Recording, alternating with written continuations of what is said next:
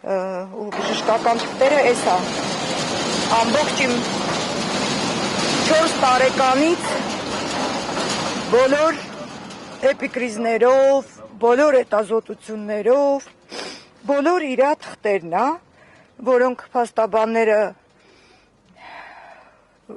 ինչ-որ գործի համար իրանք բան են արել, այս մնացածը բոլորը իմ օրինակներն է, ուրիշ ես բան չունեմ ասելու, չէ։ Իրանք իմ տղան բանով դեղորայքը ռեցեպտով ալերգիայի հետ կապված, որտեղ անաֆիլաքսիայի ռիսկով իրանք ինքը բան ունի, ալերգիա ունի, այդ տեղերը պետք է ես բան անեմ, ցույց տամ, որ ստեղ մարդիկ իմանան, չգիտեմ պրոցեդուրան ոնց է, փաստաբանները կասեն, երկրորդը չեմ կարողանում խոսել։ Նաև մեքենայում և հիվանդանոցի բակից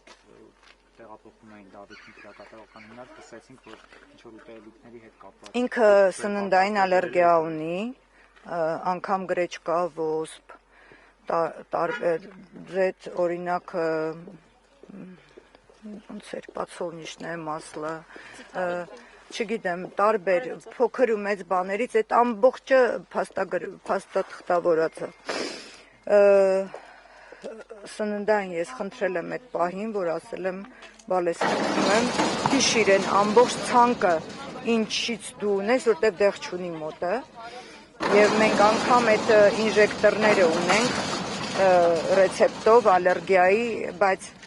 այդ ես հիմա նոր պետք է էլի ներկայացնեմ, որտեղ իրա մոտ չի, ինքը չունի այդ դեղերը, սրտային ալերգիա, սննդային, դեղորայքային, ասենք սովորական նոշպայից ու յոդից, երբ որ վիրահատություններ, տարբեր հիվանդանոցներում, տարբեր տարիքում, տարբեր խնդիրներ ա ունեցել, անգամ այդ ժամանակ է հայտնաբերվել, որ տարական նոշպայից էլ եւ այլն ու չգիտեմ, այդ կարևոր է իմ համար, ես միակ բանը, որ ես հիմա իմ մտահոգությունը, իմ երեխայի առողջությունն է, իր կյանքն է, որ այս պայմանները իր առողջության ու կյանքի հետ անհամատեղելի են, ես դրա համար եմ խնդրել ու խնդրում եմ, որ ես կարողանամ ուղղակի հոգ տանեմ, որ իր կյանքին ոչ մի բան չսպառնա, առողջությանը, այս իմ